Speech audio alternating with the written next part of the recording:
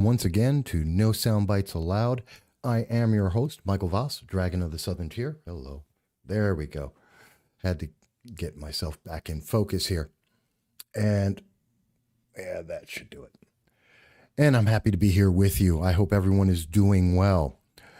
For those who have never been here before, what we do on this channel is long-form political commentary. It's a free-form conversation. I don't work off of scripts, but I actually speak with you.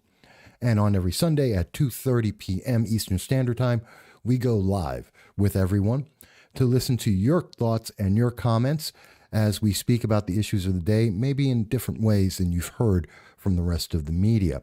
You can always reach us at Facebook and YouTube and on Twitter. And you can also call into the program at 607-242-1582. With that said, let's get into the show today. I hope everyone is doing well as we prepare for Thanksgiving. And at the moment, we look to be running at full speed ahead. I am sure as we continue to speak, we will trigger every keyword in Facebook and on Twitter. And they will, of course, try to shadow ban us and interrupt the feed. That always happens. But that's what happens when you talk about real issues, real subjects, and you try and provide the public with a real answer. Now, I want to go and start off this program. Now, obviously, Thanksgiving in the United States, Thanksgiving is coming up very, very shortly. And I know we have some viewers who are in Britain, who are in Germany, who are in Peru. I do want to say hello to all of them and the rest of the world. But in America, Thanksgiving is a very big deal. And we know that right now in California, in New York State, in Michigan, in many states, we have heard that, well, because of COVID, nobody is supposed to be meeting with anyone else. You're supposed to abandon your family. You should be isolated and locked in your homes because COVID will kill you. That's the idea. That's the message. That's the thought that has been put out there. Now, this is very interesting, and I want to really address this because it's odd. And we see many, many people have completely ignored that. They are going to meet with their families. They are going to meet with their loved ones. And there are going to be gatherings of 10 or more people in every single home. Now, I've put this challenge out before, and I will say it again to Governor Cuomo in New York State, where I live. Hashtag my home, my castle. I dare Governor Cuomo to come to my home, which may or may not have between 10 to 100 people in this household every single day between now and the beginning of 2021. I dare him to come to my door and try and say he wants to come in, he wants to investigate who or who is not in my home, because that is the Fourth Amendment. He doesn't have the right. He will never have that right. Emergency orders or otherwise, no governor has a right to come into your home and to try and find out, one, who is there, two, what you are doing, or anything else. And that is important because much of the news media today are not mentioning to the public, you have a Fourth Amendment right to privacy. No governor, no law can violate that and come into your home without a warrant and try and do something. Matter of fact, these laws are so insignificant in most states, there is no penalty because they can't penalize you for living by your rights. This is important. And I really don't see news on this. The news media is very much behind the idea of COVID isolation and locking yourself down in solitary confinement in your own home. We do not agree with that. And very simply, there's no reason why you can't have your loved ones there. Mind you, we are also mentioning you should take precautions. If someone is sick, obviously take that into mind. If someone is likely to get COVID, keep that in mind. But for those who are not with pre-existing conditions, those who are not over the age of 70 and beyond, there should be no reason not to do so. Even though, of course, we've seen numbers have increased for COVID. That's standard. Nope. Yep, it didn't take long at all. We are already being blocked by Facebook because we mentioned something, your Fourth Amendment rights. And as such, instantly Facebook decided to block us, or at least slow down our feed. This happens a lot. We're used to it. And remember, if for some reason you see Facebook drop us, go to YouTube at No Soundbites Allowed, and you will be able to see the program, and it should go pretty much without a hitch. And of course, you're always still able to reach us to comment or to call in. So when you mention your Fourth Amendment rights, the news media loses their mind, governors are angry, and the internet overlords decide that they don't want anyone to talk about it, and they try and block your channel. It's kind of sad. It's really very sad, especially as Thanksgiving is coming up. Now, a lot of people said, oh, well, there's this increase in COVID cases. I made this notification or this realization months ago, somewhere in roughly June-ish. Did you notice that the news media went from reporting the number of deaths associated to COVID-19 and started reporting cases? Because the assumption is that if there are a lot of cases, well, then there must be a lot of deaths. It must be deadly. Otherwise, why would they tell you about the number of cases? This is a trick of the news media. It is a psychological impact, where if they say there are millions of people with this, then you would think there are millions of people who are going to die. That is not the case. In fact, there have been several polls that have shown that somewhere around 20% of the nation think millions of Americans think the number of cases is in fact the number of deaths.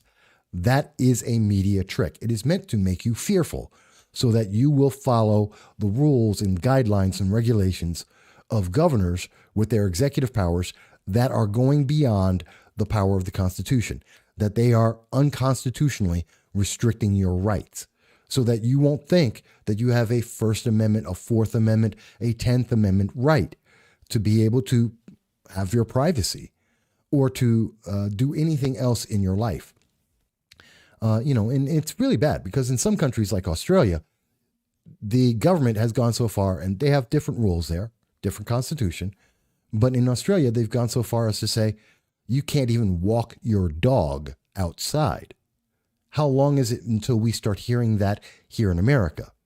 As I've seen reported in Oregon, there's a fine of $1,200 if you have Thanksgiving and have more than 10 people in your home.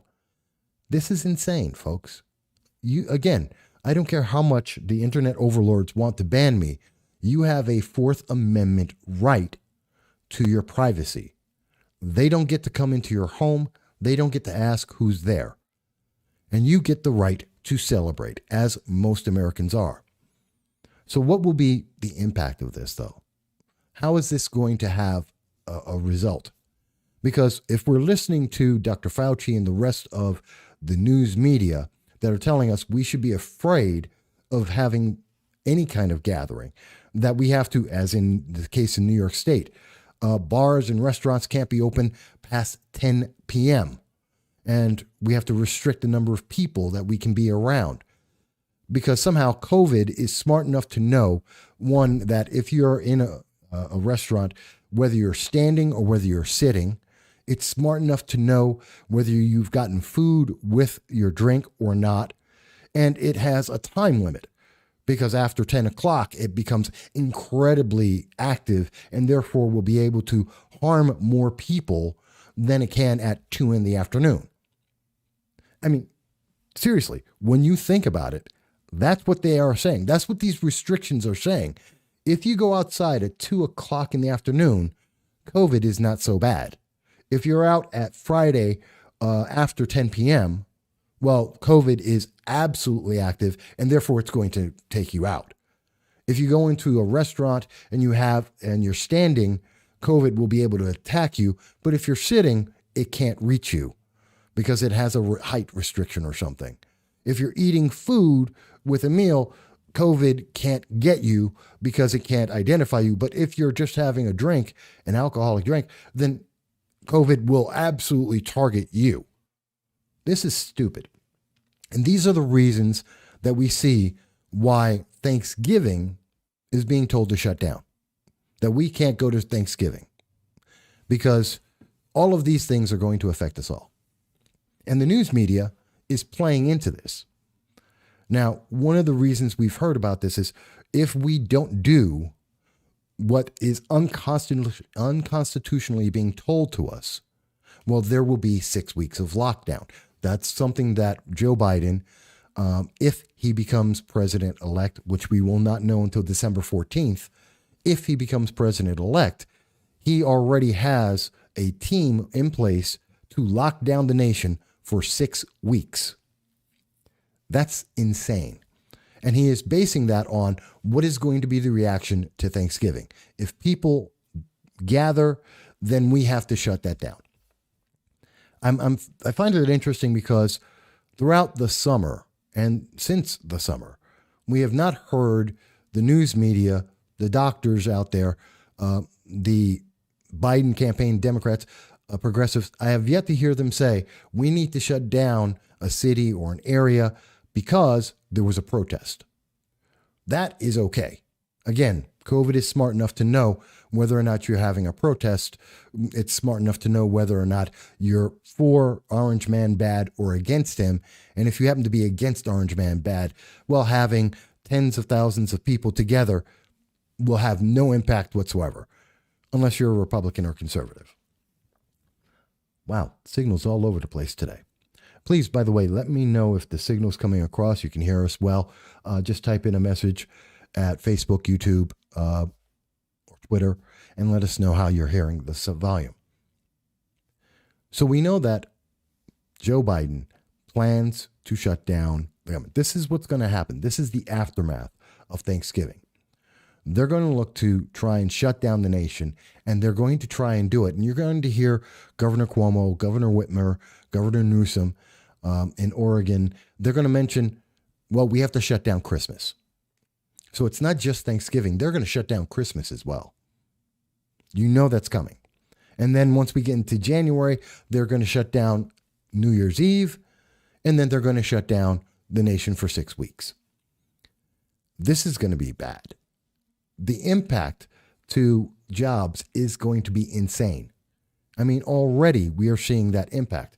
If we take a look back on the 5 days ago, so on the 17th, Governor Cuomo, after mentioning that we could no longer have Thanksgiving and we had to isolate ourselves in our homes by ourselves, what was the impact? And we couldn't go out to bars after 10 o'clock. Everything has to shut down. Well, once again, we see more and more businesses are shutting down.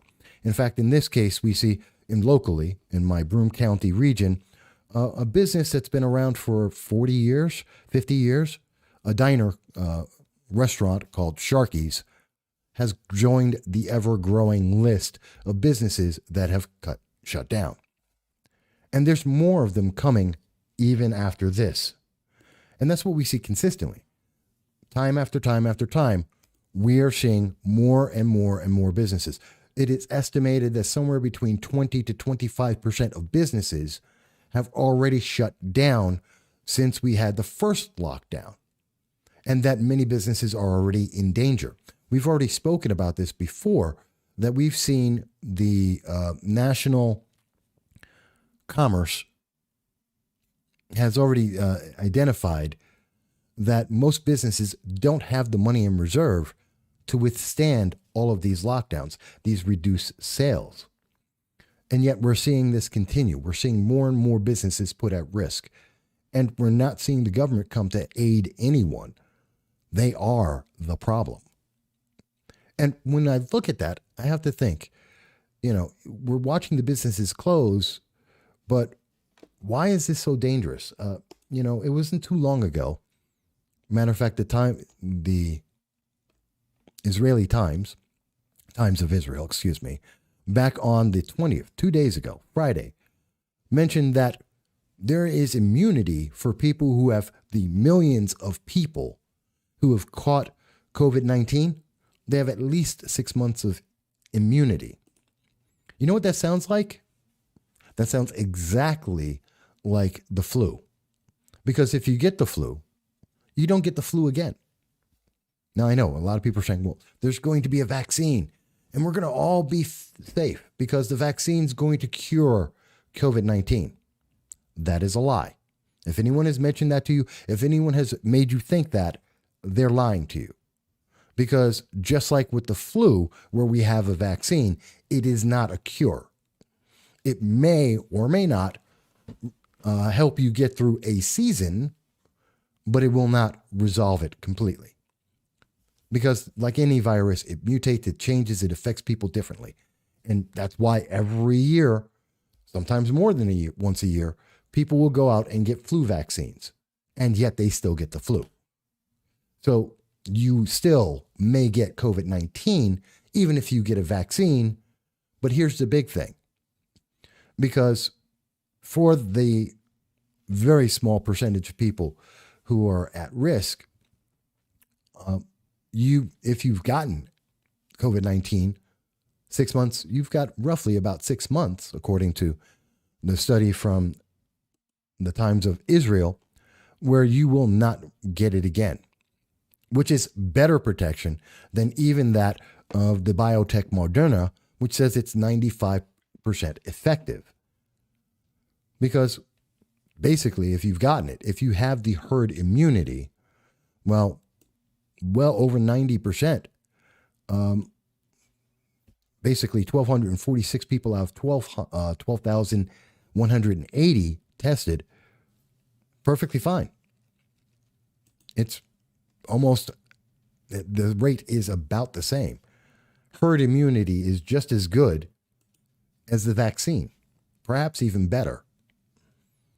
So, again, looking at Thanksgiving, we know that if you've gotten it before, or if you may get it, not only are you roughly about 98% likely to survive, unless you're in one of the key risk groups, that you're probably going to be safe from it for 6 months. That would get you through the entire winter, perhaps. So it's actually in your best interest to not allow Governor Cuomo, Governor Newsom, Governor Whitmer to violate your Fourth Amendment rights. Now, you may disagree. And throughout this entire conversation, and this is a conversation, you can always contact us and say, hey, Mike, I disagree. I think that's wrong. I think that it's more dangerous. Please, I want to hear that. If I'm misunderstanding something, please let me know.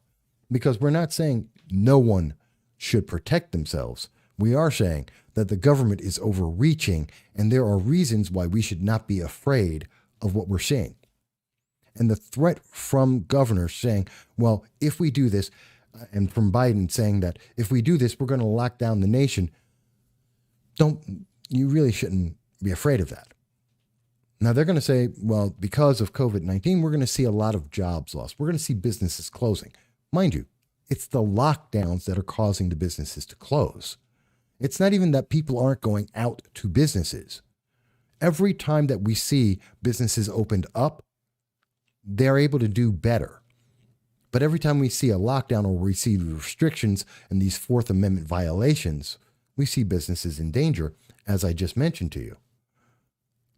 But the fact is, we're seeing people run as fast as they can from places like New York State, where we're seeing Governor Cuomo overreach. We're seeing them leave California, Michigan, Oregon. People are leaving. New York State, of course, is leading this. As of yesterday, it was reported that some 295,000 people have left New York. And that's just from March through October, which should be very interesting because depending on exactly what day they left, we could see, instead of the 1.8 million people that left New York during the term of Governor Cuomo, we could see, if this is correct, almost as many people, almost 225,000. That means New York State could lose not just 2 congressional members, but 3 members of Congress in the upcoming redistricting because of the census. That says a lot. By the way, Marilyn, thank you for commenting. It's the lockdowns. Yeah, it's the lockdowns. The lockdowns are the reason. And again, it's the lockdowns that have caused so many people to leave New York State. These lockdowns and the destruction of businesses have driven people out. And I guarantee you, it's not just 295,000 people. We have heard that it could be as much as 500,000 people just from New York City alone. That is the estimate. Now, this is confirmed fact by the New York Post that at least just about 300,000 people left New York State. But I believe it's far, far higher. And that means that businesses are, again, under pressure. When you add in the lockdowns, when you add in these unconstitutional restrictions, that makes it even worse. And I have to ask you, why do I think that I'm right? Why do I think this is bad? Well, the real simple answer, as we see coming up from Deadline, is that the unemployment rate is insanely high. And we're seeing that it's destroying. I mean, there are 12 million people who are losing federal, state, and unemployment aid as of December. Because they've been unemployed, the businesses have closed down, and there's no help. I'll give you a great example. I myself am in a similar situation. The business I worked at back in June closed permanently. Everyone there was let go. And this is from a national, statewide company. People were let go, and it's very difficult to get a new job as businesses continue to close, like Sharky's, like Maine's, various small mom and pop businesses, 20% of all the businesses in our region, which means unemployment is going up and up. And the unemployment benefits that people have are running out right now, from now all the way through the beginning of the year. What are they going to do? Are they going to find new money? I mean, think about it. Even if we found more money to give people to be at home, like Alexandria Ocasio-Cortez has suggested, that we need to pay people to stay at home, where's that money coming from? It's coming from you and me. It's coming from our taxes. It's coming from everything we purchase. And you're paying for people to stay at home.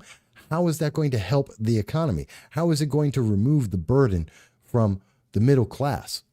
How is it not going to cause more inflation, which hurts the poor? How does that help anyone? All in all, I just don't see a way that these lockdowns are going to benefit anyone. Not for Thanksgiving, not for Christmas, not for afterwards. We're only seeing more and more devastation. The fewer people that go out, the fewer people that meet other people and deal with their families, the fewer people who go to businesses, the fewer jobs that will be available, the higher taxes will go, and the more in debt our entire nation and our state and our communities become. This is a perfect recipe to destroy our country, I have to tell you. And people like Alexandria Ocasio-Cortez, when they say, well, we just need to print more money. By the way, that is one of the things she has said. She wants to print more money. She agrees with Andrew Yang, who was a former Democratic nominee for the presidency. And his answer for just giving people money, $1,000 a month, is just print more money. Doesn't matter how much debt we go into. Just print more money. The fact that it's going to raise inflation, that it's going to increase the cost of goods, it doesn't matter. And by the way, if you're wondering where I say, how is it going to affect the poor? That comes from the Office OMB, the Office of Management and Business from the government, who did a detailed study in 2018 and 2019 and determined that if we just increased the minimum wage, that would create more people out of work. It would make 1.5 to 3 million Americans would lose their jobs because they would be fired, and that would cause more damage than it would help. It's insane, folks. These are the problems that we're dealing with. And this is from the lockdown. This is from Thanksgiving being aborted.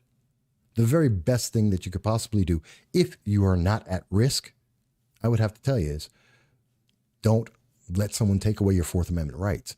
Don't let someone destroy your life. And that's without saying anything about domestic abuse that is up exponentially, the drug abuse and alcohol abuse that have gone up exponentially, the violence that has gone up exponentially, because people have been isolated in solitary confinement for the better part of the entire year. Basically, 9 months out of this entire year, people have been locked in their homes.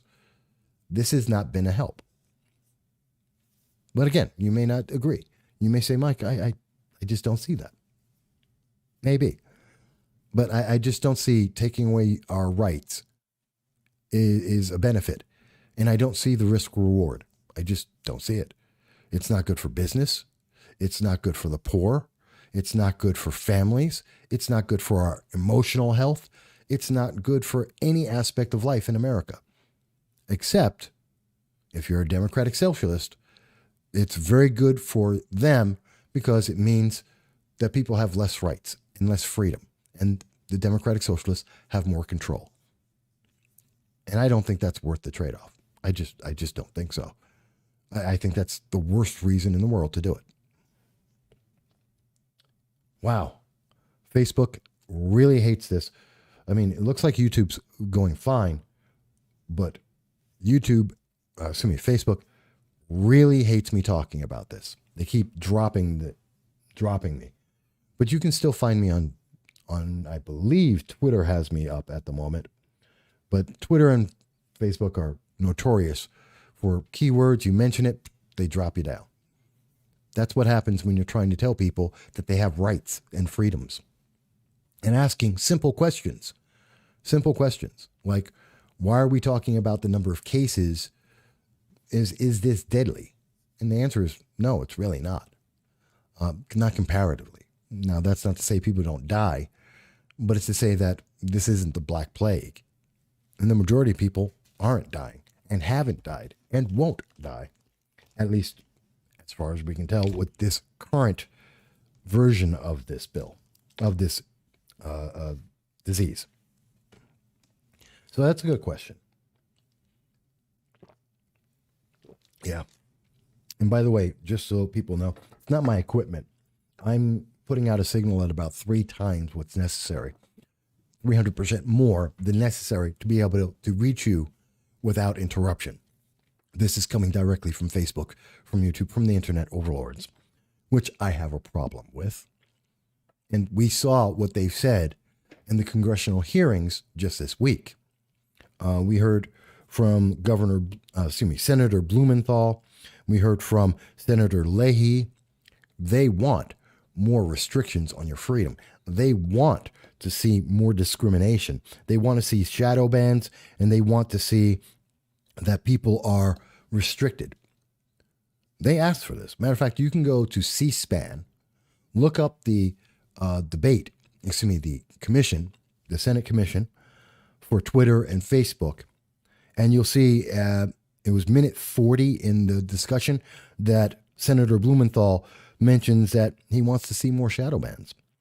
And you can check at the 2-hour and 2-minute mark where Senator Leahy mentions that he wants to see people permanently banned and locked down. I mean, that's the death of free speech. That's the death of being able to be an American, quite honestly. That's what we see coming. Not that, even though we know that this violates so many rules, including Section 230, which allows the internet overlords of Twitter and Google and Facebook to ban people and to restrict people's thoughts and to affect this channel right now and to decrease our signal and to make it harder for people to hear what we have to say. They're going to do more of this. They're going to get rid of channels. They already are. They've already been affecting thousands of people. We know that at times Twitter has affected 600,000 people, including members of government. We've seen that they have blacked out and blocked the news media from being able to report. And we think it's going to get better as we see Democrats, again, Senator Blumenthal, Senator Leahy, are out there saying that we need to have more restrictions, that we need to deny people the freedom of speech even more. This is terrifying, folks. I mean, this is terrifying. We're looking at the pending future in 2021, depending on who is in the White House, depending on whether or not Democrats take control of the Senate. We're looking at violations of our Fourth Amendment, our First Amendment. All of our freedoms are at risk. That's what this election has put on the line. This is what we're looking at.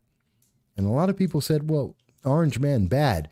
But I don't know if they would say Orange Man bad is the same as worth your free speech, your right to privacy. I don't know. Maybe others think I'm wrong. Obviously, Facebook and YouTube think I am. Excuse me. So, and by the way, Marilyn, let me know, has Facebook completely dropped me? Or is it that it's intermittent? What are they doing there? Please let me know if you can. Because I know I keep dropping people and I just can't tell. So this is another one of the aftermaths of Thanksgiving.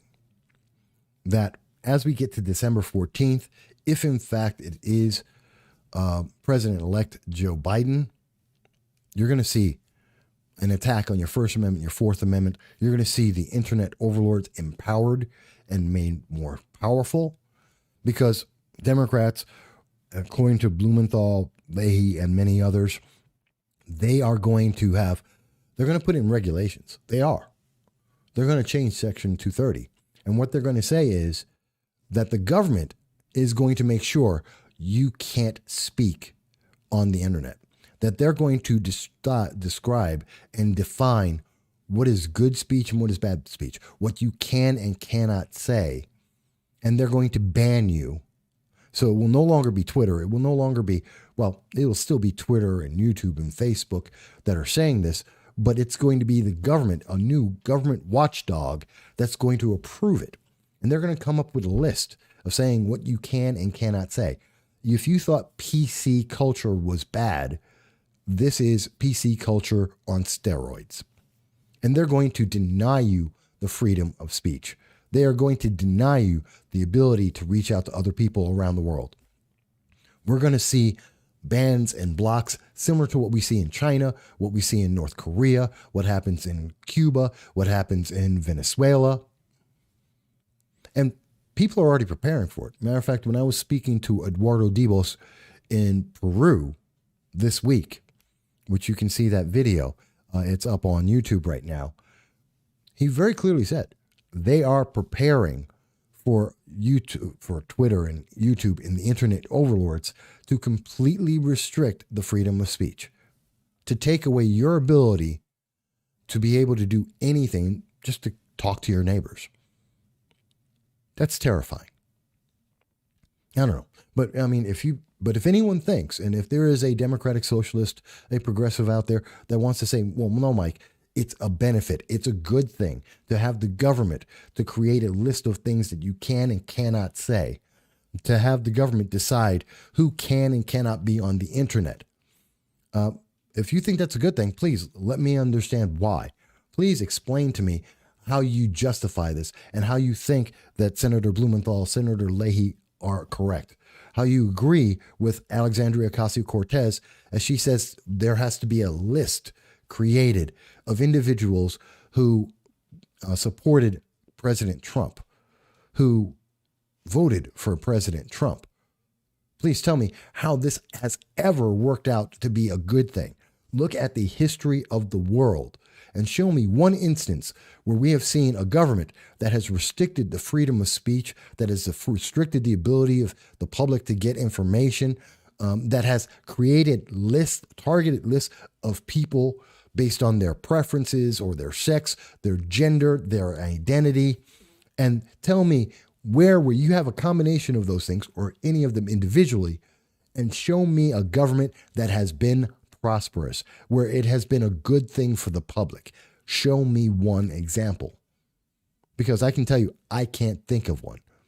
We can go back to 1940. You can actually go back well before then. I cannot think of one instance where these combinations has been good. Mary has spoken in. Oh, that's what I forgot to do. Sorry about this. Yeah, I wanted to have the chat up. Mary mentions Cortez is never going to get any of that. She is crazy. I hope so. But the Democratic Socialists of America has been growing. Matter of fact, it was 3 weeks ago, and I did a video on this. It was 3 weeks ago when the Democratic Socialists of Ithaca were out and attacking and violently attacking members, Trump supporters before the election. And they weren't arrested. They physically got into fights. The police were present. No one got arrested. And the Democratic Socialists of Ithaca were recorded by the news media, independent news media, and stated that they were happy to instigate fights and to try and restrict people's ability to have the First Amendment to assemble and peacefully assemble and to speak their mind. And they were happy to shut that down through violence and intimidation. You know, when we see that movement growing, yes, Alexandria Ocasio-Cortez is the figurehead of that. Bernie Sanders are the figureheads of this, but they're just figureheads. It's happening. So even if Alexandria Ocasio-Cortez doesn't get to do this, we see cells of these organizations of the far left, not just in Seattle, and not only in Portland, but in Austin, in Colorado, in New York City. Well, we see it in Ithaca. I mean, it's small cities across this nation, and they are mobilizing. And we are seeing them empowered because when we hear Senator Blumenthal, Senator Leahy, Alexandria Ocasio-Cortez, and so many other of the Democrats, when we hear them talk about restricting the freedom of speech, when we hear governors like Governor Newsom and Cuomo and Whitmer, when they're restricting people's Fourth Amendment rights, when we see Governor Whitmer say you can't buy seeds to feed yourself. She actually said that in the middle of the crisis in May. She said it was unconstitutional that she said it was an emergency order that the public cannot buy seeds to plant for food to help themselves deal with the COVID crisis. When we are watching this happen, this is not a positive, but the Democratic Socialists believe it all. Antifa, BLM, they eat this up. They want this. This is what they are looking for. And that, I believe, is dangerous. I believe it is incredibly dangerous. But, you know, that's, I don't know.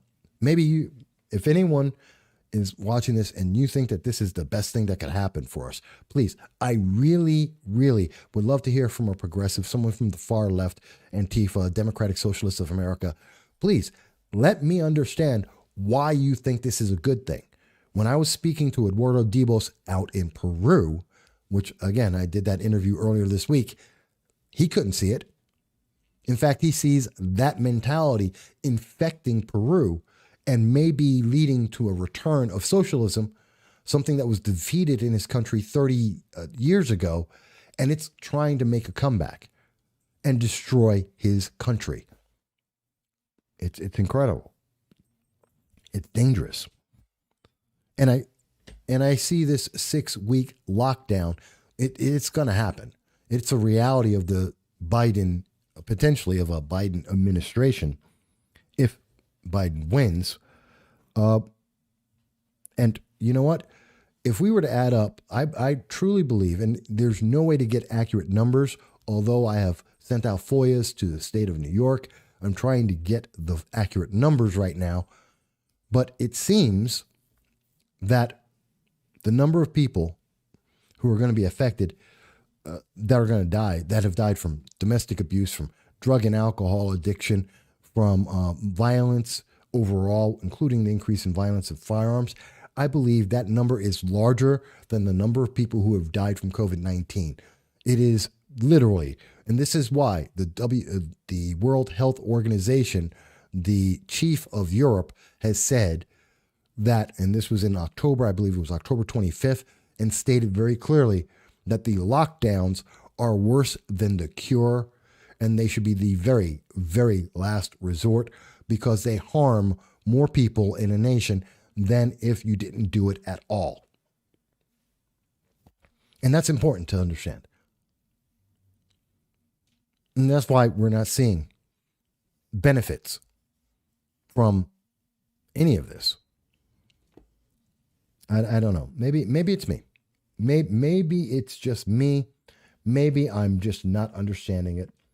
I don't think that's the case, but I could get it wrong.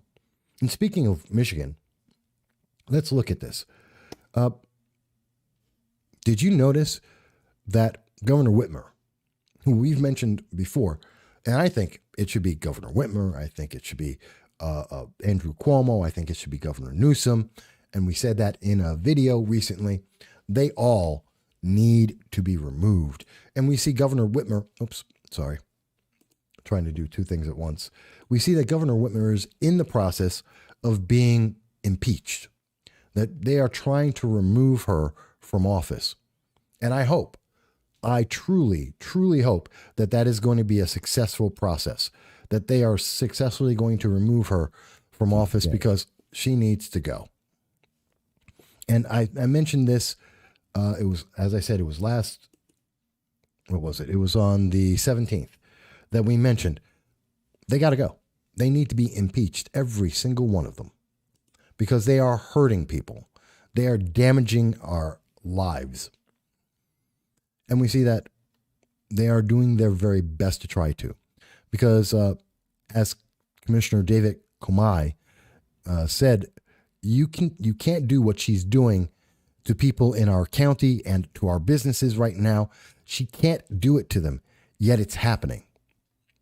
That's because people are allowing the Fourth Amendment to be corrupted, that they're losing their First Amendment rights, because Facebook, Twitter, YouTube are restricting people and deleting accounts. And by the way, I had that happen to me. I can tell you that on the 17th, I had another comment that was on this Facebook page, and that has been removed without notification, without a single word being said.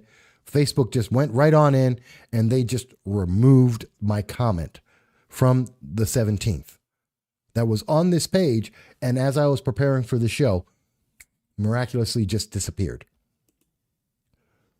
Yeah, they are in the process of trying to do things that they cannot do, that have been proven by courts as being unconstitutional. In fact, that's why Governor Whitmer is in so much trouble. She has been she's been acting unconstitutionally. The courts have already determined that. It's not in the media a whole lot, but the fact is, she lost. The courts have already said she's been acting beyond her abilities, and she's doing the same things that Governor Cuomo is doing, that Governor Newsom is doing, and that's why every single one of them need to be removed from office. That is our opinion. Excuse me.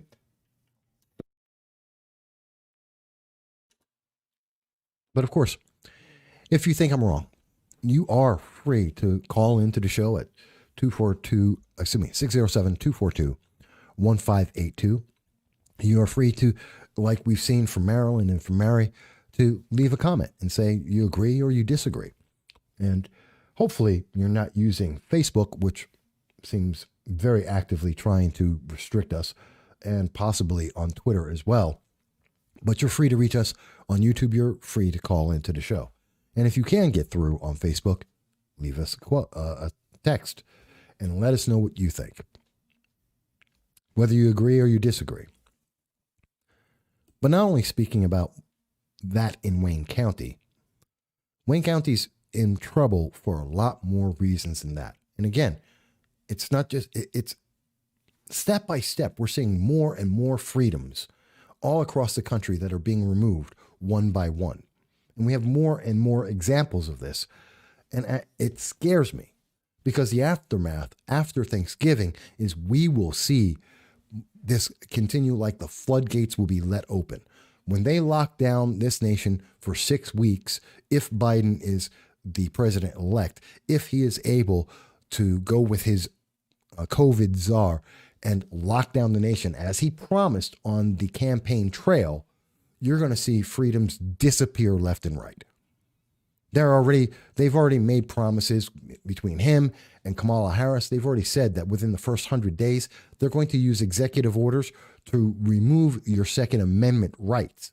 They have already said that they're looking to take away your Fourth Amendment rights, which they're trying to do right now in locking you down, restricting the number of people that you can have access to, not allowing you to go to work, or if you are going to work, to limit the number of hours you can have, to make you completely dependent on the government for being able to have your basic needs. This is terrifying, folks. This is terrifying. We are on the precipice of a problem, and I don't know how big it is. And again, example after example, let's take another example of this. When we're talking about what happened, did you see what happened in Wayne County? In Wayne County, which is, and this is according to clickondetroit.com, but it's been reported in many, many places. We see that the members, the board members who are doing the counting, it's actually the election board, who are supposed to certify the votes and make sure that they are approved, so we have an understanding of who actually won in this election, which we have yet to get a final answer here, but we need to have it, and we're expecting it by December 14th. But when we see that in Wayne County, they're looking at the fact that these numbers are not adding up. The numbers do not match. It does not make sense. We have votes and the number of people, they're not matching up. We're looking at systems like Dominion voting systems where votes were incorrectly given to Joe Biden and taken away from President Trump. We have yet to see one case.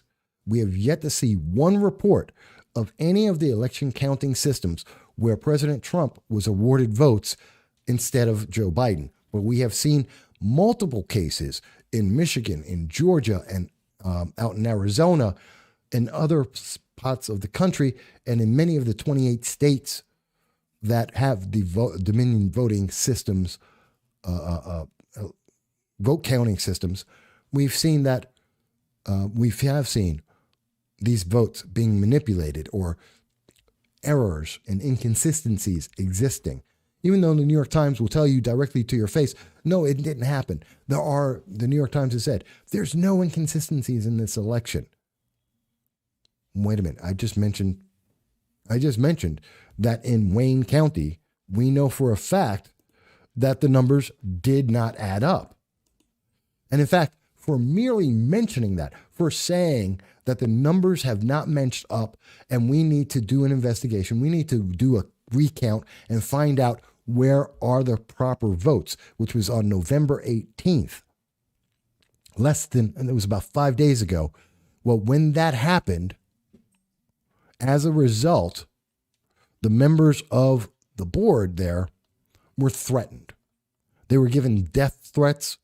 They were given, their homes were identified. Their lives were put in danger. And this is coming from the Detroit Free Press, as well as many other independent news agencies. The main news media really avoided this as much as possible. They really didn't want to report this. But the fact is that this gentleman, Abraham Ayash, who is a Democrat out of Detroit, literally said to the representatives, the members of the board who were there doing the count, that you're a racist. He calls her a racist. He says that this is something that the board members are harming black people, which is not true. that this is voter nullification, which is insane. In saying that there should be a proper count, he has said that this is all about racism and has sparked people to give death threats, to attack people's homes. And I want to find it here. Here it is. People were doxxed with their homes being reported. We saw that. Where is it? Well, I have it in here. And the link, by the way, the link for this and all of the comments will be found on the description on YouTube. So you'll be able to read the stories for yourself. But not only was Ayash threatening and calling people racist simply because the numbers didn't match up, and because someone said, we need to check those numbers. He identified their homes and people instantly, Democrats, progressives, I believe, came out and said, oh, well, we have to get these people fired from their homes. We need to go to their homes and protest them. We need to, there's one individual who said that he wanted to pay for someone physically attacking the members because the numbers don't match. And so with those threats, they wound up getting the votes that they wanted. The vote count went through, which is really incredibly sad. Incredibly sad. And most of that was because of this gentleman, Abraham Ayash. And in this comment, he goes out and doxes people and causes a wave of individuals who are saying, let's commit violence. Really, and I have to wonder, here's one of my problems with the far left, and I'm talking about progressives, not the rank and file Democrats, not your neighbor, guy next door to you. I'm talking about the people in leadership like Nancy Pelosi, Alexandria Ocasio-Cortez, people like Blumenthal, Senator Blumenthal, Senator Leahy, Joe Biden, and Kamala Harris. I'm talking about them, especially Bernie Sanders and the far left, like Antifa and all of their iterations, which would be BLM and the rest. If you have to resort to violence, to threats, to doxing people to be able to get what you want, when you have to have irregularities in the thousands, if not tens of thousands in many locations, when you have voting systems that are taking votes away from one person, giving it to another, when you have to promote the censorship on the internet, and you have to promote and instill government silencing people and removing them from the internet, when you have to go around and interrupt feeds like this one to stop people from being able to have a conversation or to hear anything, when you have to violate the First, Fourth, 10th Amendments and many others, I have to ask you a question. Why are you the better? Why is that the better choice? Why should we, when we are watching individuals in the Democratic Party, the far left, when we are watching these individuals promote violence and intimidation and fear to force people to submit to their will, I have to ask you, how is that good? Anything. I don't care what it is. Whether it's the right or the left, I would tell you the same thing. I've said it on this program time and time again. I reject, I denounce, I renounce, and I detest any organization that uses fear, intimidation, and the threat or actual use of violence to force other Americans to submit against their will. That should be simple. I don't know anyone in America or anyone in the world that I can think of that would agree to that, unless you happen to be an authoritarian, that you want to have ultimate control for yourself. But any freedom-minded person is going to say that this is a bad thing. Why are we allowing this to happen? John Taylor mentions evening. Oh, John, evening? You're in Britain, right, John? And it is evening there, 7 hours ahead of us. Cortez's scarily ambitious nut job. She has the potential to be a disaster. She is more than a disaster. There are a lot of politicians that I may not agree with. There are politicians that I don't think are good at their jobs. I will tell you that Alexandria Ocasio-Cortez is an idiot. And I reserve that for very, very few people in politics.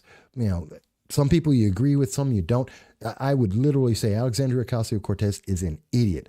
That woman doesn't understand economics. I don't know how she got a degree. She doesn't understand economics. She doesn't understand the impact of the policies she has suggested. She doesn't understand the loss of freedom that she is trying to instill, probably because she thinks she's going to be one of the people in charge. And if we're looking at everywhere socialism has ever been, that is highly unlikely. She would be one of the first people that they would line up at the shooting range, because that's what socialism does. Look at Venezuela, Cuba, China, North Korea, Russia. Everywhere you've ever seen socialism, that's where you've seen every time it happens in the same way. Iran, well, no, that's actually religious, but same idea. Chicken Beak says, Chicken Beak. Hello, Chicken Beak. You're new. And we always are happy to see new voices here. Chicken Beak says, scary that people are so feared, I guess you mean afraid, out of their minds and propagandized that they will allow suppression of speech that offers any logical discourse contrary to the narrative the establishment pushes. Yeah, and we see that more and more. Well, think about it. We've seen people cowed. People have been subjected. This has been one of, if you wanted to attack someone, if you wanted to brainwash someone, if you wanted to make them a member of a cult, one of the things that you would do, besides restricting people's diets, is to isolate them and to mess with their minds. I mean, we've been putting people, this is why prisoners in solitary confinement have to be released and let out to roam around and to have some interactions, because it drives people nuts. And we've seen that. Since COVID lockdowns have been started and we've seen businesses shut down and people have less and less things to do and less time to do them, we've seen the number of domestic abuse cases increase at least 30% in New York State as of March, as of the end of March, and significantly higher since then, though we don't have those numbers out yet. I am FOIA-ing them. We've seen the same thing with drug abuse and alcohol addiction. That's why at the very first thing on this program is we show the number for the suicide hotline, domestic abuse. These things are on almost an exponential increase. And that's meant to put fear into people's hearts that it's so bad that you can't go outside, that you have to be in your home because the government is telling you so. Even though the government doesn't have this power, even though it's unconstitutional in America. And they reinforce that fear by allowing, look at that business close. Well, that must be COVID-19. COVID must be really bad. Oh, there's millions of people who have contracted, who have cases of COVID-19. It must be really bad. It must be deadly. It's not. It is not deadly. We've seen that. The numbers from the CDC, the WHO, it is not the Black Plague. And yet it is being used to manipulate people because of that fear and that isolation and to restrict your ability to talk to other people. That's why Facebook right now, and I believe Twitter, are restricting my stream right now. And I'm at double the needed power of the stream to be able to reach you smoothly. And they're restricting it right now so that you can't have this conversation and realize that you have rights and freedoms that are being suppressed. Chickbee, I thank you for asking that. Chicken Beak, excuse me. Thank you for asking me that. And John, thank you for bringing up, just like Mary, that AOC is out of her mind. And the Democratic Socialists are out of their mind, but they are winning. They are getting what they want. And another 6 weeks of lockdown will be devastating to this nation. Devastating. I know I've heard that in Cortland, in Colorado, it's estimated that some 40 to 60% of businesses will shut down if we have another 6 weeks of lockdowns. And I believe that number is very similar for most states across the nation. We're already seeing this in New York State with just a reduction in the number of hours that businesses can be open. And it's just getting worse. And again, we're seeing fear, intimidation, the threat and use of violence, especially by groups like Antifa, that are being used against people to silence them, and also the Democratic Socialists of America, which has been less reported. But as I mentioned, and as has been reported, and we covered this before, the Democratic Socialists of Ithaca, more than happy to use violence to try and suppress people's freedom and rights.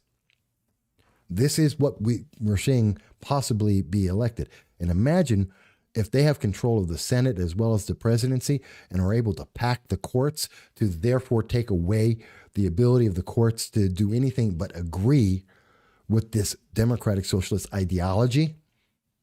Imagine how fewer rights you will have.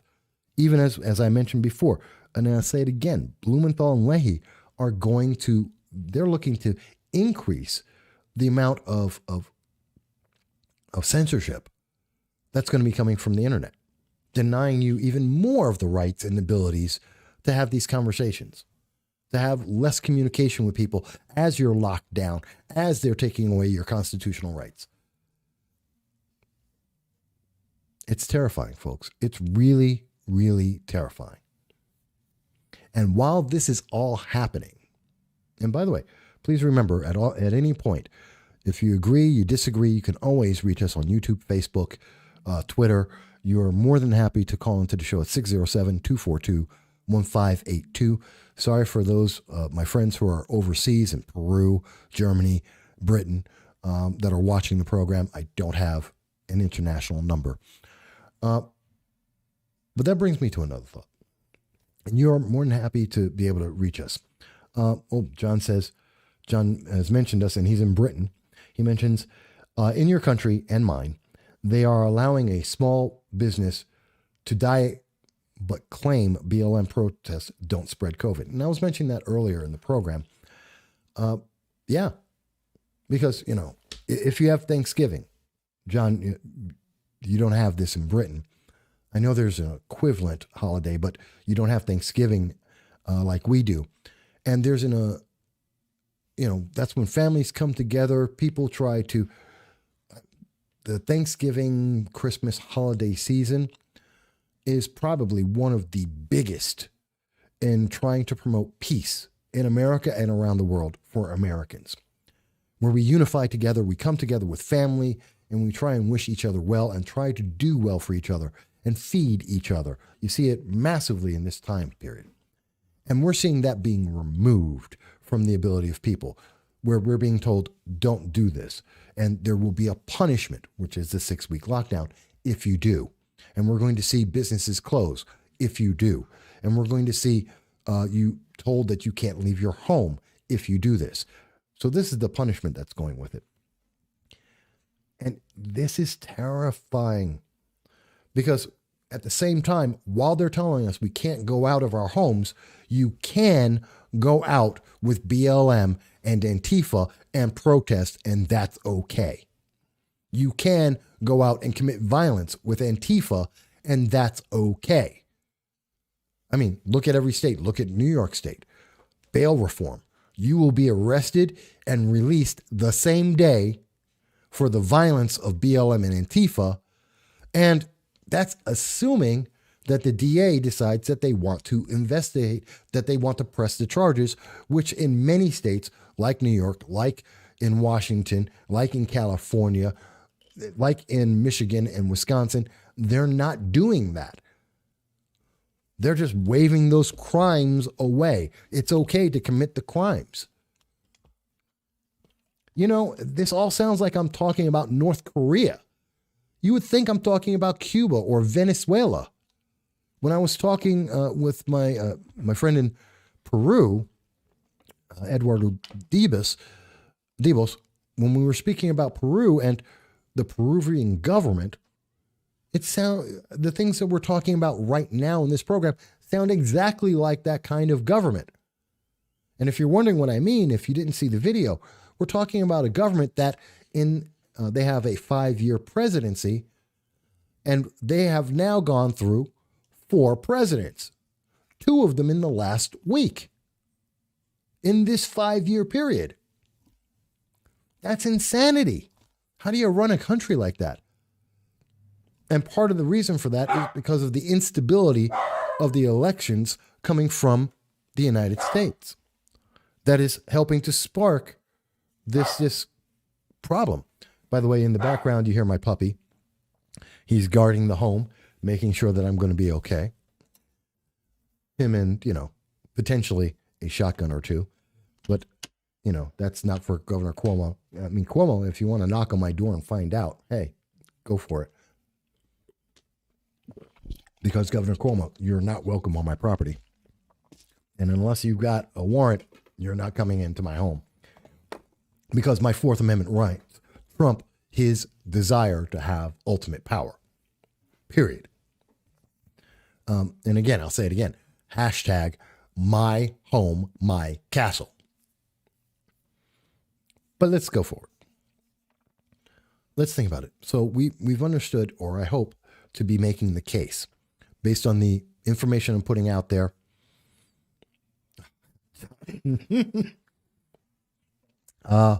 My dog is Khan. His name is Khan, as in Genghis Khan, not the movie. Not the movie. And if I was going to name him after the movie, it would have been the original movie.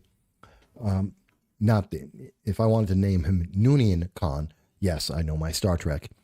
It would have been the first movie, not the second one, which was an absolute horror. But Khan is a half Scotty, half Bichon, who is 15 pounds. Oh, there he is. Come here. Up. See? Yes, I know. Look at the camera. Say hi. Look over there. Ooh, yeah. All right.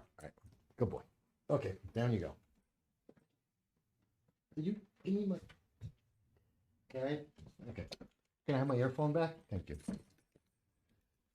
Sorry. He's a very good boy. Most of the time. Most of the time he's a good boy. He's a good little puppy. And I love him. And believe it or not, that's him at 7. He's almost 8 years old. So that's my puppy. And believe it or not, he gets more likes than I do. I put a picture up of him. Everyone loves it. Where did I leave off? Excuse me. So where I left off is, so these are the consequences we're seeing. And they're going to be taking place in Thanksgiving and beyond. But let me also mention that it doesn't stop there, because there's also international policy that is going to be in play. I know people are saying international policy. No one's been talking about. What do you mean international policy? No one said anything about anything international. There was supposed to be a debate between President Trump and Joe Biden about international policy. That's probably the first time we've heard international policy from the major news media in the entire year. Except they canceled that and they didn't do that. And instead, they talked about green energy and the green movement, which really, that's a whole nother thing. But I won't even get into that. But they did. But we have a lot that is riding on this right now. And if you assume that Joe Biden is going to be in office, international policy is absolutely critical. Chicken Beak says, heard Cuomo was nominated for an Emmy for his COVID briefings.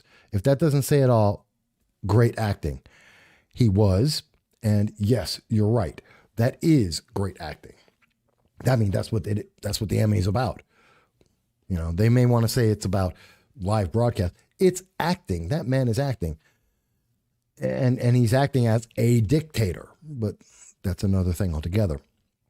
I'm talking about the international policy and the fact that as a result of the weakness of America, as the weakening of America, the lack of freedom that we have, the lack of information that we have, the lack of ability to have a conversation just like we're seeing now with Facebook.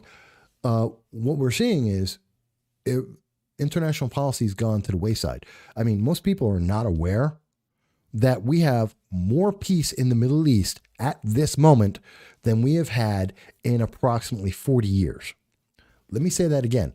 There is more peace in the Middle East right now than there has been in about the last 40 years. There have been 3 peace deals that have happened between Israel and the Arab nations surrounding it in the last 2 months, which is more than what we've seen since President Carter made a deal with Egypt, which has been rocky all its own. And that was 35 years ago, or 40 years ago almost. It was in the 70s. So actually, yeah, it's 40 plus years. So it's an incredible time in the world if you heard about it. And that's why we saw Nobel Peace Prizes being offered to, or nominated for, President Trump being nominated for the Nobel Peace Prize. But the bigger thing is that means we have more peace. Except if Joe Biden is in, Iran, the world's leader of terror, is excited. See, under President Trump, we got rid of the Iran nuclear deal, which I've spoken about at length years ago, and I have videos on that. It's a horrible, horrible deal. It had no benefit for anyone except Iran. According to then Secretary of State John Kerry, the United States effectively was funding global terrorism. We gave them $450 billion in cash. That funded global terror as part of the Iran nuclear deal. When President Trump came into office, he got rid of that deal and imposed sanctions, new sanctions onto Iran to try and cripple their economy and to put to heel this nation and to remove the really useless nuclear deal. And it was working. And it was working a lot. And Iran was very upset, and they have been weakened until Joe Biden apparently is looking to be elected. And now we see the question is, after Trump, what will Biden do about Iran? This was 4 days ago, and on the 18th. And the question is that we can't go back, but there's been a lot of political pressure. The Iran's former ambassador to the IEA, which is the people who check on nuclear activities, especially of rogue nations like Iran, has said we cannot go back. We cannot go backwards. We are now reaching a point from A to B, and this is where we are now. Because Iran has continued to try and develop nuclear weapons. But they've had a lot of problems in trying to do that. Because also, according to the BBC, there's been 2.5 years of crippling economic damage. We have successfully hurt this nation and restricted their ability to conduct global nuclear war or even acts of terror. And that's important because we needed to cripple their economy because it was the Obama-Biden administration that gave them $450 billion and again was able to fund global terrorism.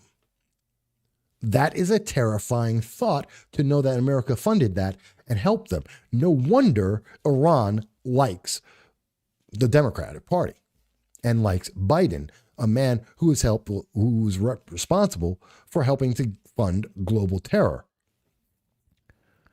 So when we're looking at this, we see that Iran is looking to maneuver with Biden with the help of Russia, China, France, the UK, and Germany, and the EU.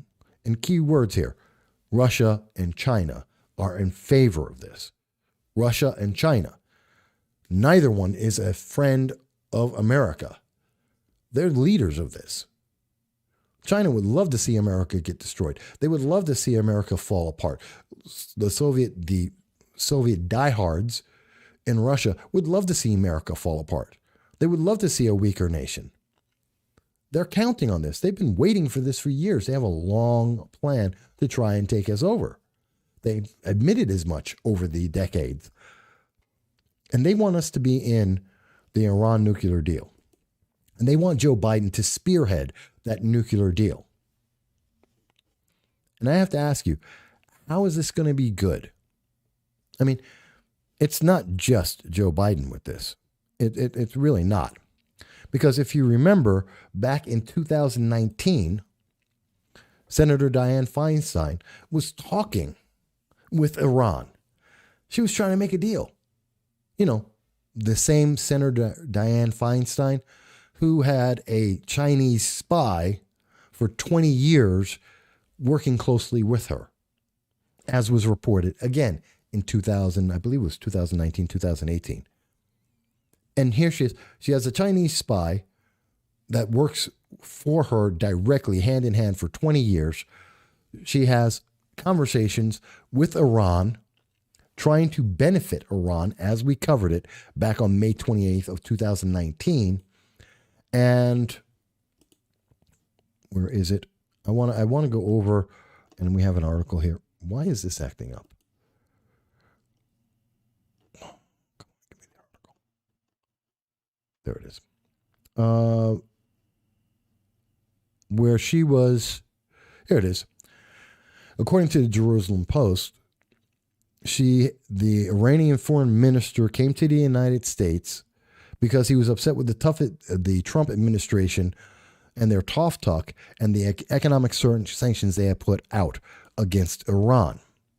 Zarif then was contacted by Senator Dianne Feinstein's office. They reached out to him. The Democrats reached out to Iran. And this was not from the State Department. This was not an official meeting. It was not on behalf of the United States that she did this.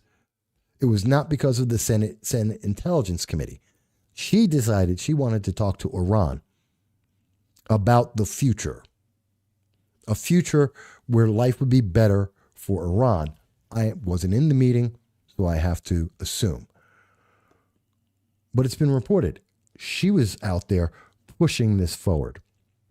She was the one who was trying to speak for Iran and to improve Iran, to make their lives better, to remove the sanctions against them, to help better fund global terror.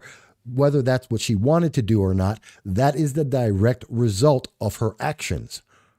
That is the direct result of the Obama-Biden administration. That is one of the reasons why Iran is happy to see Joe Biden elected as president. That's a reason why we should be terrified right now. And we're going to see that economic pressure released at the same time that Iran has moved forward trying to be able to make a nuclear weapon. And Iran has said consistently during the Obama administration and since that they want to destroy America. They chant death to America. The day that the Iran nuclear deal was signed, and President Obama's administration, State Department, John Kerry, were making an announcement of this at the very same time the Ayatollah of Iran was leading a crowd of Iranians in a chant of death to America and said that the Iran nuclear deal would never stop them from destroying America. And here it is. If President Biden gets in, this is one of the people he's going to be helping. While America is in a lockdown and you are restricted unconstitutionally in your home in violation of the Fourth Amendment, as they try and take away and ban any of your firearms, the Second Amendment, to defend your home, as they increase taxes to shut down more businesses, to take away your ability to live. So let me say this again. These are all factual things. I'm giving you the sources of over and over and over again. You can review this for yourself, but I am also asking, if you don't agree with me, if you think I have misunderstood the information that is out there, if I am misunderstanding the world policy, please explain it to me. When I'm talking to people in Peru, and John Taylor, please correct me if I'm wrong, when I speak to people in Britain, when I'm speaking to people in Germany, when I speak about this to people around the world, the things I have said, no one has disputed this. When I look at the news internationally, no one is disputing this. When I look at the U.S. media, I can't find the information. And when I try and ask people and talk about it, the internet overlords try and shut me down, try to put a ban. They shadow ban the information. They try to block me, just like they did with the New York Post, just like they did to many conservatives for well over 5 years now that we are aware of, as they appear before the Senate meeting, Senate committees, stating over and over again that they are, in fact, corrupting the First Amendment and denying people the ability to have free speech, which they normally call an accident or an error or bad programming. Especially it's our automation system. That's the one Jack Dorsey loves to say. Well, it's just an error of it's one of the algorithm errors. We're trying to fix the algorithm. It was your people who wrote the algorithm. As far as I can tell, as far as anyone can tell, the algorithm is working perfectly the way that you set it up, to deny free speech, to identify conservatives, and to silence them. And I wouldn't be surprised if those same algorithms were helping to generate the very same list that Alexandria Ocasio-Cortez and the Trump Accountability Project, that list that they've been trying to amass to target us. I would not be surprised if the internet overlords were working hand in hand with that. Now, you may agree with me. You may say, Mike, well, you're just overreaching, Mike. You just are wrong. You can say that. Maybe I am. But I don't think so. Not based on all the information that I can see. Not based on the conversations I'm having around the world. That not based on the FOIAs that I am trying to collect and have been collecting. You know, there was the conversation that, remember, it was the red flag laws about a year ago that we were promised we're going to protect all of us, that we would be safe. Well, those red flag laws against the best interest, even as assembly members like Assemblywoman Donna Lupardo said that this is a flawed law, that it does not do the best, that it actually harms people. She passed it anyway. It was passed in New York State, and violent crime is up. It has failed to do its very own purpose. Suicides are up. Suicides with firearms are up. It has failed. In every aspect of what it was supposed to be used for, it has failed. But its only real purpose is to be able to take away your firearm and take away your ability to protect yourself from the government. And you can't tell anyone about it, or you have a diminished ability to tell people about it, because the internet overlords are restricting that, even as I told you, as you can see from C-SPAN and checking it out in the most recent Senate committee hearing, as Democrats are saying, we need to increase the amount of restrictions and penalties to free speech. I tell you, it's a terrifying situation. It's a terrifying scenario that we're looking at. And maybe you think I'm right. Maybe you think I'm wrong. I mean, I would love to hear this. John Taylor, Chicken Beak, Marianne, Marilyn, let me know. I mean, if you guys think if anyone thinks that I've missed something, if they think that I've not understood this, please let me know. You know, Prez, Eduardo, John, I know you guys are probably watching this. I can't see the numbers exactly here, depending on how well we see that Facebook is blocking this or not blocking it at any given moment, please let me know. Because when I'm looking at what's happening from the international level to the national to the very local, I am seeing just a series of problems, a series of dominoes that are being set and falling as we speak. And a lot of them if it is going to be Biden, if he is the president-elect, those dominoes start right after Thanksgiving, right after people have violated Dr. Fauci and all the calls from Governor Cuomo, Governor Newsom, Governor Whitmer, as they reject, or rather they insist, that people self-isolate and violate our Fourth Amendment rights. John Taylor mentions, you're right, it's happening here too. We're on the verge of bringing in new blasphemy laws so no one gets upset by cartoons. That's insane.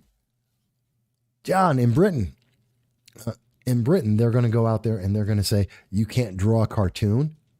That's insane. And by the way, blasphemy, that makes me think it's a pro-Islam, it's a pro-Islamic law, kind of like Sharia law. It's basically saying that you can't, it's meant, if I'm understanding it correctly, that's meant so that no one can draw an image of, is it Muhammad? Allah. Or is it Muhammad? I don't remember if it's Muhammad or Allah. But basically, you can't draw a picture of anyone because of someone else not liking that picture. And therefore, it's offensive to them. And so you can't draw pictures. Now, imagine, what else can't you draw? What else is someone going to say is blasphemous? It's the same thing as people not liking the comments I'm making. If I say the Democratic Socialists of America in Ithaca committed acts of violence, did not get arrested for it, and were happy about it, as was reported, imagine when they are asking, when we're listening to members of the Senate, Democrats, say that I can't talk about that and that it's okay for Facebook, China, Twitter, and Google to restrict me from being able to share that with you because you don't need to know about it either because they don't like it. And they are stacking the Supreme Court so that they can go to court and say, no, you don't have a right to this because there's more liberal justices than anything else. And they're all progressive and they're activist judges and they want to see you have less rights and freedoms. That's a terrifying scenario. Chicken Beat mentions, well, there's a lot more to it. China, yes. Russia is not so much. Not so much. The main thing is they don't trust us because we have been aggressive against them for decades.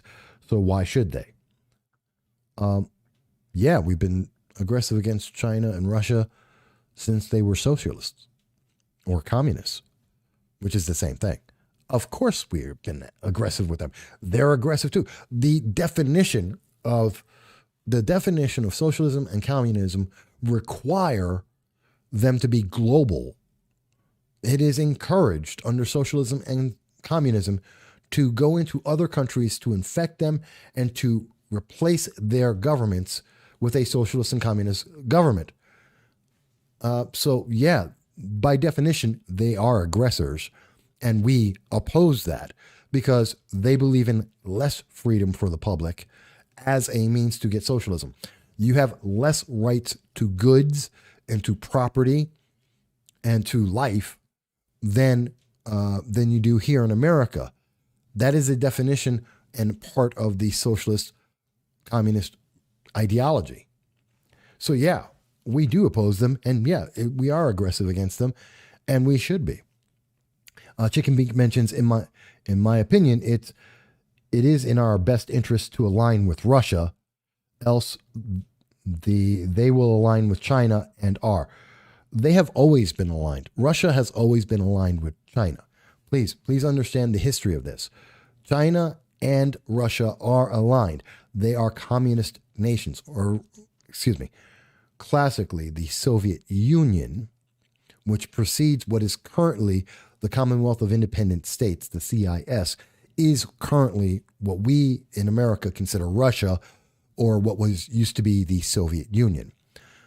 It's not the same thing. As the Soviet Union, they were hardline communists. In Russia today, or the Commonwealth of Independent States, they are a quasi-socialist capitalist mix because socialism and communism don't work. And so they took on capitalist ideas trying to maintain socialism on the side because socialism doesn't work. Economically, individually, it doesn't work. All that time, China has always been aligned with them. Now, China overall has a very world power hungry ideology, classically based on their history and many of their leaders, especially under the communists under Mao. And their goal is to take over all of the Asiatic countries, if not beyond. And they are willing to wait decades for it. They are a patient nation, which is part of the history of China. So they've always been aligned, and their efforts between China and Russia have led them to make inroads throughout all of Africa, through much of South America and Central America, and they have always been after America. John Taylor mentions, which means terrorists get to decide what can and can't be said or drawn. John mentions that there's a 2-minute delay between commenting and you seeing it. Wow. That is a huge delay. That is a huge delay, and I did not know that. So I apologize if I'm covering stuff and everyone's writing and it's coming up to me. It's not because of my system. This is because of the internet overlords. So answering your question about China. So China's always been aligned with Russia. Both of them oppose America. Always. America is not in our best interest to align with Russia, which means to become more socialist. The more socialist we become, the less freedom we have, the less rights we have. So Chicken Beak, imagine in becoming more socialist, that means you no longer have the right to get onto the internet and to say anything that you choose. You are only allowed to say what is approved. You are not allowed to go out and buy a new car. You are not allowed to buy a house beyond a certain size, if you're allowed to buy a house at all. This is a movement towards socialism. This is what socialism agrees with. In fact, that's many of the things that you see under the Green New Deal, which is promoted by the Democratic Socialists of America and Alexandria Ocasio-Cortez, which we have done videos on. Please look them up. That is what it means to align with Russia. Russia isn't communist nor socialist. That's not entirely correct. The current CIS, again, the Commonwealth of Independent States, currently does not recognize itself as a communist nation. It is a pro-socialist nation. They have taken in some elements of capitalism because socialism economically fails, and in all manners it fails. So they have that element. The hardliners, including Putin, a former member of the KGB, a high-ranking member of the KGB, a hardliner from all the way back in the Gorbachev days. And by the way, I know this because I lived in Moscow during the coup attempt to take out Gorbachev. I was there in Moscow, watched the tanks roll down the street, and Putin was in the background pulling the strings on that. He is a hard-line communist. And when you have a hard-line communist running your nation, that's not a good thing. So that is a problem because their leadership is hard-line communists that like hard-line communism, and that is a problem. So it's not like the United States. No, it's not like the United States at all. It really isn't. But that's a whole other conversation. And I know there's a 2-minute delay, so I apologize, folks, that I'm not following exactly because we're getting censored as we speak. Gotta love it. I have to tell you something. If there's a 2-minute delay between me speaking and you being able to see the comments, then I have to believe somebody out there, and it's not my system. My system is pumping out signal like crazy. I have to believe that they are terrified of the conversation we are having, because I have tripped over God knows how many keywords, Facebook, at YouTube, at Twitter, that they are terrified of people having this conversation. And I'll tell you again, you don't have to agree with me. You don't. But what we do need to do is have an understanding both from the sources that are out there and to understand what are the dominoes that fall. What are the most likely probable conclusions we can make based on the information that we have and understanding the world as it stands. And when we start doing that, we start get some very terrifying kinds of results. And those results aren't to the benefit of the American people and by extension, not beneficial to the rest of the world. And so they don't want you to have that conversation. They don't want you to even have a conversation about something that I believe is probable, but they would say is potentially true. That should terrify you.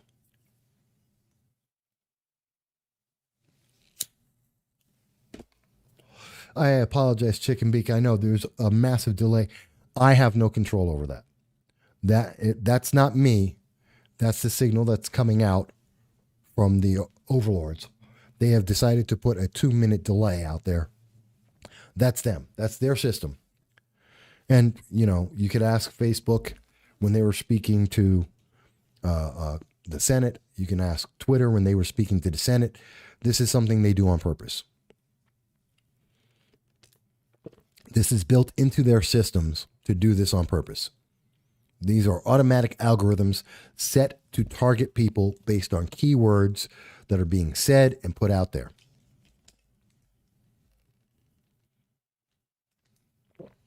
Oh, and Chicken Beak, I say that it says, no, not become more socialist, just less aggressive.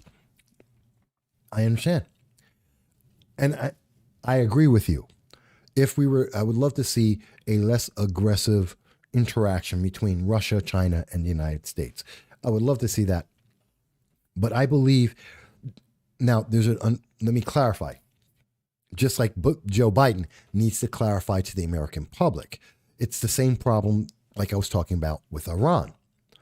Because if we have right now we have a contentious relationship with Iran. That's why we have increased economic sanctions with them. It's why we have stopped funding global terrorism with them. But Joe Biden wants to have now many people will find that to be economically aggressive and economically restrictive to Iran, which it is and it should be. Joe Biden wants to be less aggressive with Iran. If America under Joe Biden or even Kamala Harris is less aggressive against Iran, such as reinstituting and restarting the Iran nuclear deal, a byproduct of that is creating more global terror. Because we release the economic pressure that's on Iran, it has the funding to go out and fund global terror, which is why they are the leader of the world for global terror. They are the promoters of it. That means we will have more war in the Middle East, defeating the greater peace that we have now. The first time in 40 years, we've seen such an increase in peace in the Middle East, and that will be wiped out. And we will see that as a result around the rest of the world in places like France and Morocco, which every time there's a spike of violence in the Middle East, you see in France and Morocco more of the suicide bombers. You see that in England And in America, we see more crazed individuals running around with knives and guns, killing people. Like most of the mass shooters. Remember the mass shooter out in San Bernardino? That was also that same religious nut jobs. And that's the best way I can describe them. They're psychotic individuals with a certain religious preference. So sometimes you need to be aggressive. The aggressive stance we have against Iran, as an example, is an example of a way that we are reducing the global terror, which improves individuals' lives, sometimes indirectly, sometimes directly. And people may not realize that they are connected. That is our national security. And Joe Biden, in doing what sounds like and what has been expressed by the media as being less aggressive, is in fact, long term, the worst thing that could happen, because it will increase the number of people across the globe that are going to be injured and die. And someone will say, well, Mike, I don't see that connection. And I will again go to you. The more money and the more we release the pressure of economic sanctions on Iran, the more funds that they have available to use towards global terror, which they are the leader in the world to support. That increases the number of people, religious fanatics, insane individuals like Al-Qaeda, like ISIS, that go out and commit atrocities against anyone who doesn't agree with what they believe. Those atrocities are affecting more and more individuals, innocent civilians. And that includes here in the United States. So I would rather see America be more aggressive in certain ways, like economically, to restrict individuals that support that. In the same way, now I've been speaking specifically about Iran, but if we look at Russia and China, they also are supporting that. I know the system is freezing up. It's not on me. That is not my system. I am literally at 3 times the power, 3 times the signal necessary to speak with you smoothly. I have no control over it. That's the internet overlords. My system is running at 90%. 90% with the signal going out at 3 times what's necessary. I can't do anything about it. And the only thing I'm running on my system is this, which means it should run perfectly. So, folks, I do apologize if it seems like I'm freezing up. I'm doing the best I can with the technology that's available to us. And again, this is running against those very same internet overlords that a Biden administration wants to protect and to increase the problems. And again, this is going to be a government organization that's going to work with the remaining or the new versions of the internet overlords, and that's going to come out. Chicken Beak mentions, I'm well versed, but I kind of disagree with some of the foreign policy too much to type to be more clear. If you're in the United States, Chicken Beak, you can call in 607-242-1582. I'm pretty well versed as well. Now, that doesn't mean that individuals, and I say this for everyone, you don't have to agree with me. You don't have to say, Mike, I agree with you 100%. You don't have to agree with me 50%. But I believe what I'm speaking about is logical. It makes sense. It is a concern. And I may not get every single domino right, but if I have a majority of them correct, do you really want to see the result that happens because of that? If what I'm saying tends to be true, and over time I have seen, and you can look at the videos, I have tended to be correct, then that's a danger.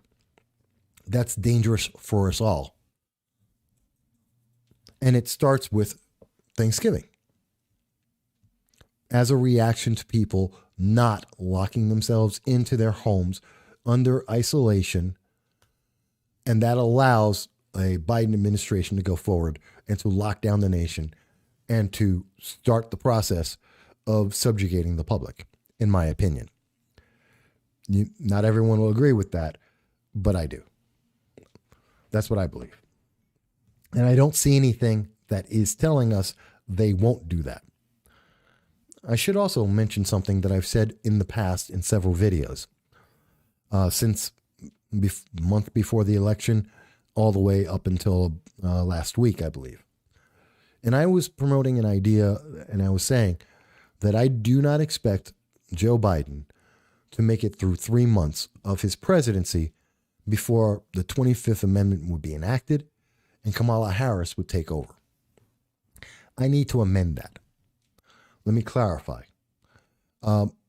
Because I believe it was Larry Sharp made an excellent point about this. You will probably see Joe Biden remain as president. That doesn't mean he's going to be in power, but he's going to remain as president for 2 years. And at the end of 2 years, that's when you would see Kamala Harris step in as president. See the 25th Amendment used to take out Joe Biden. She would take over. And the reason why it would be at 2 years and not 3 months is because that would allow Kamala Harris to run 2 more times. You can only run for president twice, with the exception if you take over for 2 years to replace a prior president, which we have seen being potentially done under Nixon. So if the president is not able to continue, you can run another time. That would be 4 more years. But if it was in the first 2 years that you took over as vice president to become president, you would still be able to run another 4 years on top of that. That would give you 10 years. That's the maximum that you could run or be president in any under any of these scenarios. And I think Larry is a very smart man, Larry Sharp. He ran for governor. He's a friend of the show. He's my personal friend as well. And it's a very intelligent thought. And that would make sense. So I do agree with him. And I would amend while I think you could take Joe Biden out 3 months, you can take him out at any moment because of the mental deficiencies and debilitation that's going on with him right now. I think he's right that politically they will allow Joe Biden to hold the mantle of president, essentially being in a basement like he has been throughout the entire COVID process. Throughout all of 2020, basically Biden's been in a basement. And every so often, he pops on up. He's given a speech on a teleprompter, even when he's being interviewed. He's told exactly what he has to say, which he still can't get right. And then he pops back into the basement. And that's the Biden presidency that we're going to see. And if Larry Sharp is correct, and I give him full credit for this, if he's correct and I'm incorrect, it's not 3 months, but 2 years. You'll see 2 years of the Biden presidency where he will pop up. He'll have a teleprompter in front of him. He will read off whatever he's told to read. He will screw up some of the words. He will screw up the message somewhat. And then he will duck back down and we won't see him again. And Kamala Harris will be running things, as will be his administration, which should include Elizabeth Warren as Treasury Secretary. You could see Bernie Sanders as the Labor Secretary. You could see Andrew Cuomo as the AG, Attorney General. These are the rumored placements. They make a lot of sense. Oh, and also Beto O'Rourke as the gun control czar, which would be terrifying, absolutely terrifying. But that is some of the logic that's out there. Chicken Beat mentions, no, we are the leader of the world in global terror. We literally helped create the Iran that exists today. That's CIA/Mike propaganda. I disagree. I completely disagree, Chicken Beat. That is not correct. the leader of global terror is Iran. That is a fact. If you're upset about the CIA, and then you have to be upset with the Mossad, the MI6, China's International Policy Division. Every country in the world has one. They all do the same thing. That's politics in the world. That's called international policy. That's what all of the world's spy agencies do, to create environments that help to benefit them. They all do that. But we do not go around blowing up innocent people. Iran does fund people to do that.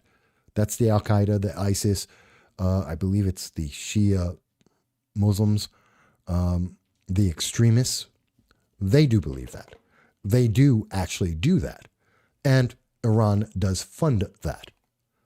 So there's a big difference between the political, geopolitical interests internationally of each nation and their spy agencies to advance that, and going out and killing moms and children. Iran doesn't see that difference. The rest of the world does. So you may not like what America does in terms of our international policy. You may not like what our spy agencies do to help protect the American people and our interests. But that's not the same thing as actually training people to go out with a suicide vest on, a suicide bomb vest, and blowing people up. It's not the same, and we don't do that. So, no, I don't agree with you. So I completely disagree with that. That's not to say that we shouldn't keep an eye on that's not to say that we shouldn't have a control and a deep concern about what our CIA and our FBI do, and to make sure that they're on a relatively short leash. That's a different thing. But they're not the equivalent, and it's not correct.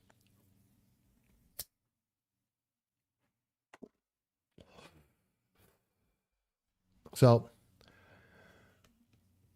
I'm going to go 8 more minutes to get even 2 hours, and then we'll end this. I apologize that many people have seen this with delays, with intermittent errors, that I'm fighting against, at the moment, fighting against Jack Dorsey. I'm fighting against, I forget the guy's name over in Google, and I'm fighting against Zuckerberg right now. But you know what? They wouldn't do this if it weren't important to even have this conversation, to even hear this conversation, to consider what I am saying is such anathema to the internet overlords, to the far left, the Antifas, the Alexandria Ocasio-Cortez, the Democratic Socialists of America. These groups are so terrified of us even having a conversation. They will go to this is why they have algorithms that automatically cause problems where no problem exists, where they try and shut down voices that are being able to speak, that they label people extremists, and they try to dox individuals, like was done in Michigan, because they don't want these conversations to be had. You don't have to agree with me. You don't have to, John and Marilyn and Chicken Beak. People don't have to agree with what I have to say. That doesn't mean I can't say it. It doesn't mean that we can't have a conversation. It doesn't mean that you don't get to have this information in front of you and to look over the sources and to investigate it for yourself and say, why isn't the media talking about this? Why isn't the media talking about the fact that Iran benefited and monetarily, which allowed them to have more global terror under Obama and Biden?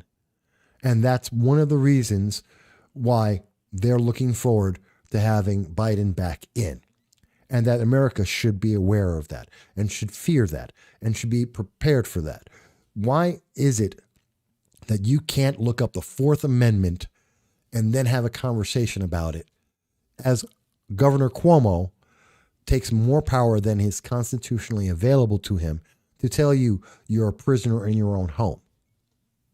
Why is it we allow the news media to tell us about the number of cases and completely omit to obfuscate the number of deaths, and to push fear to make us think that COVID-19 is the new Black Plague, which it is not.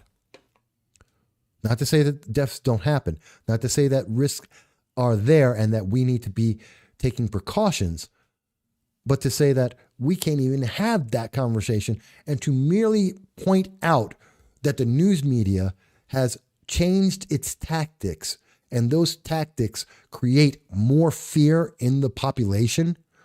To even say that is so terrifying to the members of the left that they would try and seek to shut us down and put us on lists that they have already admitted they have created and that they have been adding names to. And I am sure I am on those lists and have been for quite some time. And I still defy them, and I still don't care. And I shouldn't. Because I am going to speak up and have this conversation with you and to have these thoughts with you, regardless of whether or not the left likes this, whether or not the socialists like this. Because we are Americans, we have the freedom, we have the right. It is part of my pursuit of happiness to be able to share this with you every Sunday at 2:30 Eastern Standard Time and to have this conversation. And they're not going to stop me. And they can't come to my home. I'll say it a third time. Hashtag my home, my castle. I dare you, Governor Cuomo, to come here and try and shut us down.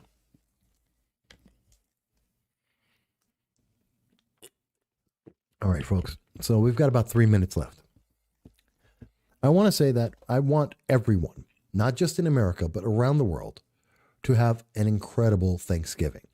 And if in your country, like in Peru or Germany or in Britain, that you don't have this, or even in Canada, although I think they have something similar, if you don't have a Thanksgiving, let me explain. This is a time to reach out to other people, to share the love of peace and harmony, if we can, to feed one another, to make sure that no one is hungry if we can help it in our communities, and hopefully globally as well. And I want to wish that onto everyone, to be safe, to be warm in cold weather, to have a full stomach, to have enough food to survive.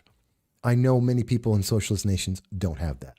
I know many people around the world don't have that. But I believe that if we could embrace the spirit under which we find ourselves in Thanksgiving to Christmas, that we can get more of that in the world than going in the other way, abandoning those ideas, adopting the socialist ideology that is predicated on fear, intimidation, threats, and acts of violence to force you to submit to their will. That is never in our best interest. And I would wish everyone in the world the exact opposite. Chicken Beak mentions what? Obama drones innocent civilians constantly. Yes, he did. He did do that. And he was called out about it, and that was a problem. Not the same thing as suicide bombs. It's not. Using a drone, and I'm not a fan